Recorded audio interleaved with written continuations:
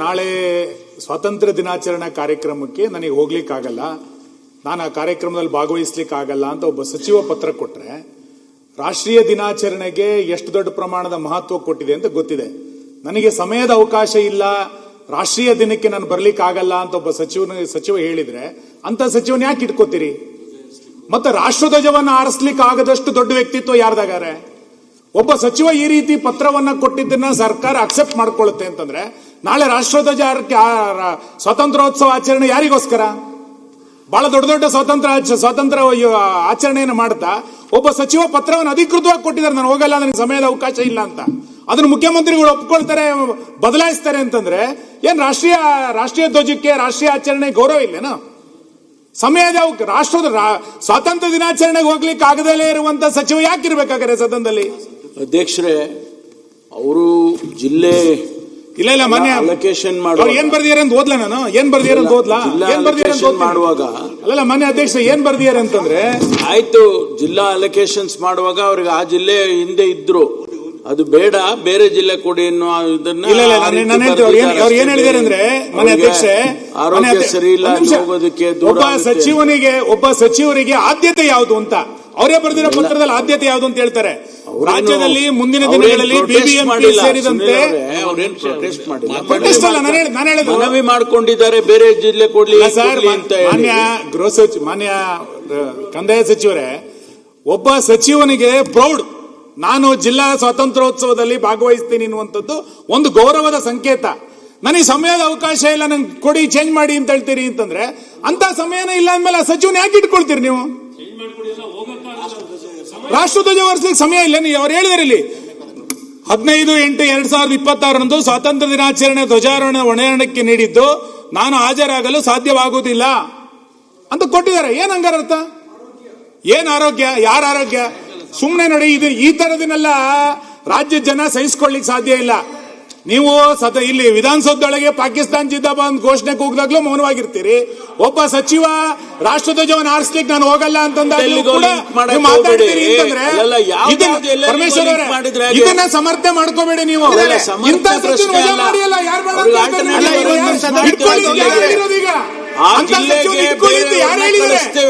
ಆ ಸಚಿವನ ಇಟ್ಕೊಳ್ಳಿ ಯಾರು ಹೇಳಿದ್ದಾರೆ? ಆ ಜಿಲ್ಲೆಗೆ ಬೇರೆಯವ್ರನ್ನ ಕಳಿಸ್ತೀವಿ. ಜಿಲ್ಲೆ ಬೇರೆ ಸರ್, ನೀವು ಉಸ್ತುವಾರಿ ಸಚಿವರನ್ನ ಚೇಂಜ್ ಮಾಡ್ಲಿಕ್ಕೆ ಒಂದು ವಾದ ಇಲ್ಲ. ಸ್ವಾತಂತ್ರ್ಯೋತ್ಸವಕ್ಕೆ ನಾನು ಹೋಗಲ್ಲ ಅಂತಂದ್ರೆ ಏನರ್ಥ ಇದೆ?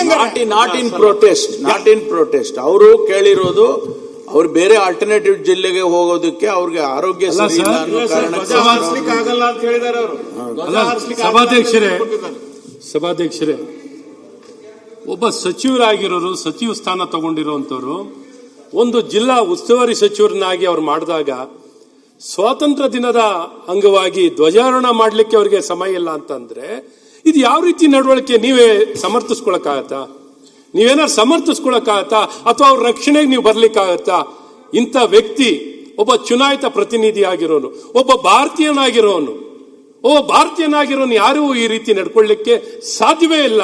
ಅಂತ ವ್ಯಕ್ತಿ ನಮ್ಮ ಕರ್ನಾಟಕ ರಾಜ್ಯದ ಘನವೆತ್ತ ಸರ್ಕಾರದ ಒಬ್ಬ ಸಚಿವರಾಗಿ ಕೆಲಸ ಮಾಡ್ತಾರೆ ಅಂದ್ರೆ ಹೇಗೆ ನೀವು ಸಮರ್ಥಿಸ್ಕೊತೀರಾ? ನೀವು ಉಸ್ತುವಾರಿ ದಾರಿ ತಪ್ಪಿಸುವಂತ ಕೆಲಸ ಮಾಡ್ತಾ ಇದ್ದಾರೆ. ಈ ವ್ಯಕ್ತಿ ಈ ನಡವಳಿಕೆ ನಿಜಕ್ಕೂ ರಾಜ್ಯಕ್ಕೆ, ದೇಶಕ್ಕೆ ರಾಷ್ಟ್ರಧ್ವಜಕ್ಕೆ ಅವಮಾನ ಮಾಡಿದ್ದಾರೆ. ವಿರೋಧ ಪಕ್ಷದ ಕೆಲಸ ಮಾಡಿರುವಂತವರು ಈ ಸಚಿವರು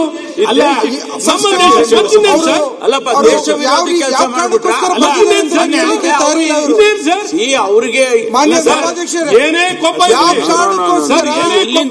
ಸಚಿವರು ರಾಷ್ಟ್ರಧ್ವಜದ ಮೇಲೆ ಮಾನ್ಯ ಸಭಾಧ್ಯಕ್ಷರೇ, ಸಾರಿ ದೇಶ ವಿರೋಧಿ ಅಲ್ಲ. ಮಾನ್ಯ ಅಧ್ಯಕ್ಷೆ ಸುನಿಲಣ್ಣ ಸರ್, ಮಾನ್ಯ ಅಧ್ಯಕ್ಷೆ, ನಾನು ಹೇಳ್ತಾ ಇರೋದು, ನೀವು ಉಸ್ತುವಾರಿ ಸಚಿವರನ್ನ ಬದಲು ಮಾಡಿದ್ದಕ್ಕೆ ನಮ್ಗೆ ವಿರೋಧ ಇಲ್ಲ. ನಿಮ್ಮ ಆಂತರಿಕ ವ್ಯವಸ್ಥೆ ಏನಾರು ಮಾಡ್ಕೊಳ್ಳಿ. ಒಬ್ಬ ಸಚಿವ ಹೇಳ್ತಾನೆ ಅಂತಂದ್ರೆ ಅಂತ ಸಚಿವ ಏನಕ್ಕೆ ಬೇಕು ಕರ್ನಾಟಕದಲ್ಲಿ? ನಮಗೆ ಉದ್ದೇಶದಲ್ಲಿ ರಾಷ್ಟ್ರಧ್ವಜವನ್ನು ಆರಿಸಲಿಕ್ಕೆ ಸಮಯ ಇಲ್ಲ ಅನ್ನುವಂತ ಅವರು ಸಚಿವರು ಜಮೀರ್ ಅಹಮದ್ ಅವರು ಬಂದ ನಂತರ ದೇಶಕ್ಕೂ ಬೇಕು ಅದನ್ನ ನೀವು ನೀವು ಇನ್ನೇನು ಮಾಡ್ಕೊಡ್ತಿದ್ದೀರಿ? ಅವರ ಎಕ್ಸ್ಪ್ಲೇಷನ್ ದಯಮಾಡಿ ಮಾನ್ಯ ಅಧ್ಯಕ್ಷ, ಇಂಥದನ್ನ ಕರ್ನಾಟಕದಲ್ಲಿ ಸಹಿಸಿಕೊಳ್ಳಿಕ್ ಸಾಧ್ಯ ಇಲ್ಲ. ಈ ಪತ್ರನ ಸಮರ್ಥನೆ ಮಾಡ್ಕೊಳ್ತೀರಿ ಮುಖ್ಯಮಂತ್ರಿ, ನಾವು ಸಮರ್ಥನೆ ಮಾಡ್ಲಿಕ್ಕೆ ಬೇರೆ ರಾಷ್ಟ್ರಕ್ಕೆ ಕಳಿಸ್ತೀರಿ ಅಂತಂದ್ರೆ ಏನ್ ಅರ್ಥ ಇದೆ ಸರ್? ಏನ್ ಅರ್ಥ ಇದೆ? ಸಚಿವರು ಇರ್ಬೇಕು. ಗೌರವದಿಂದ ಭಾಗವಹಿಸಬೇಕು. ಒಂದು ನಿಮಿಷ. ಮಾನ್ಯ ಸಭಾಧ್ಯಕ್ಷ,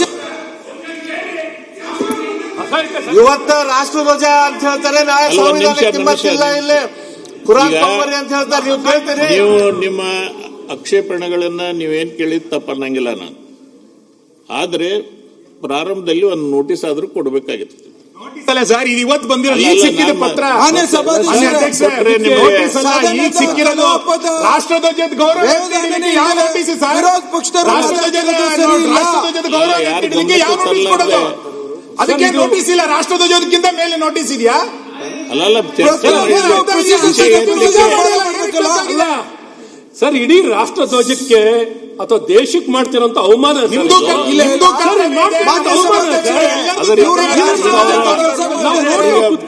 ಮುಖ್ಯಮಂತ್ರಿಗಳು ಕೊಡ್ಲಿಲ್ಲ ಅಥವಾ ಈ ಸದನ ಒಂದ್ ನಿಮಿಷ ಅವ್ರು ಕೇಳ್ರಿ. ಅವ್ರು ಹೇಳ್ಕೊಂಡಿದ್ದಾರೆ, ಅವ್ರಿಗೆ ಅನಾರೋಗ್ಯ ಇದೆ, ನನಗೆ ಆರೋಗ್ಯ ಸರಿ ಇಲ್ಲ, ನಾನು ಹೋಗಕ್ಕಾಗೋದಿಲ್ಲ ಅನ್ನೋ ಅರ್ಥದಲ್ಲಿ ಅವರು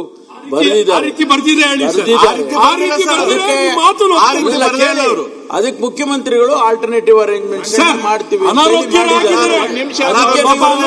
ದೇಶದ್ರೋಹ ಎಲ್ಲಾನು ಸೇರಿಸ್ಬಿಟ್ರೆ ಅವರ ಪತ್ರದಲ್ಲಿ ಆರೋಗ್ಯದ ಸಮಸ್ಯೆ ಇದೆ ಅಂತ ಒಂದು ಶಬ್ದ ಇಲ್ಲ. ಅವ್ರು ಹೇಳಿರೋದ್ರಲ್ಲಿ ಸಮಯದ ಅಭಾವ ಇಲ್ಲ, ಗನಂದಾರಿ ಕೆಲಸ ಇದೆ ಅಂತ ಹೇಳಿರೋದವರು. ಆರೋಗ್ಯ ಸಮಸ್ಯೆ ಇಲ್ಲ, ಹೇಳಿದಂತ ಕಾರಣಗಳು ಕೆಲವು ಇರುತ್ತೆ, ಅವಕಾಶ ಮಾಡ್ಕೊಡ್ಬೇಕು ಇವರು. ಆಮೇಲೆ ಮಾತಾಡಿ.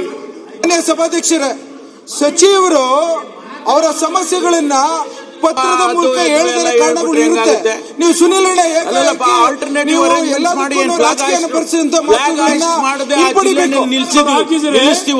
ಸರ್ ಆಗಿದ್ರೆ ಅವ್ರ ಕಷ್ಟ ಅವ್ರು ಹೇಳ್ಕೊಂಡಿದ್ದಾರೆ, ಬೇರೆ ಆಲ್ಟರ್ನೇಟಿವ್ ಅರೇಂಜ್ಮೆಂಟ್ ಮಾಡಿ. ಸ್ವಾತಂತ್ರ್ಯ ದಿನಾಚರಣೆ ಮಾಡ್ತಿರ್ಬೇಕಾದ್ರೆ ಅನಾರೋಗ್ಯರಾಗಿದ್ರೆ ಪೂರ ಕೇಳ್ರಿ ಡಾಕ್ಟರ್. ಅನಾರೋಗ್ಯವಾಗಿದ್ರೆ ಸರ್,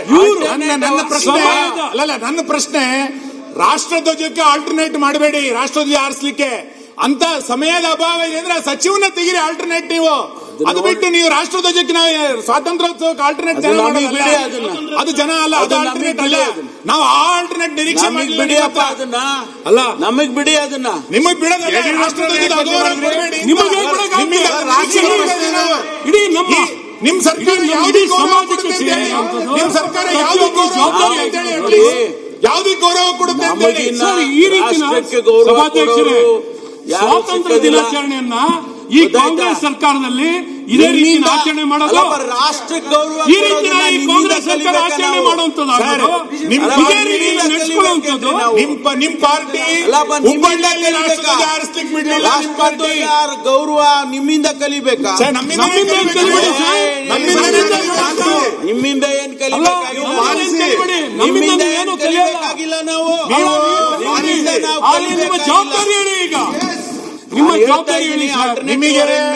ನೀವು ಕಳಿಸೋದಕ್ಕೆ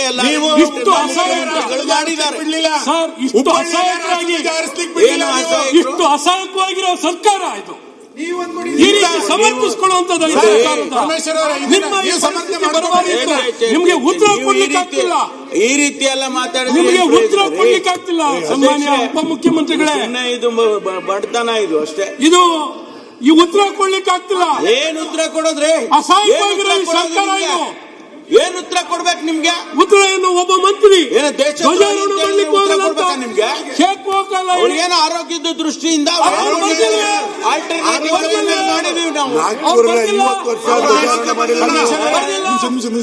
ಸರ್, ಪರಮೇಶ್ವರ್ ಅವರೇ, ಈ ಪತ್ರದಲ್ಲಿ ನೀವೇ ಒಂದು ಬರ್ಬಿಡಿ ಆರೋಗ್ಯ ಸಮಸ್ಯೆ ಇದೆ ಅಂತ. ನೀವೊಂಚೂರು ತಿದ್ದುಪಡಿ ಮಾಡ್ಕೊಡಿ ಸರ್. ಆರೋಗ್ಯ ಅಂತ ತಿದ್ದುಪಡಿ ಮಾಡ್ಕೊಡಿ. ಏನ್ ಸರ್ ನೀವು ಆರೋಗ್ಯ ಯಾವ ಮಾಡೋಣ? ನಿಮ್ ಮಾನಸಿಕತೆಗೆ ಆರೋಗ್ಯ ಬಂದಿದೆ, ವ್ಯತ್ಯಾಸ ಆಗಿದೆ.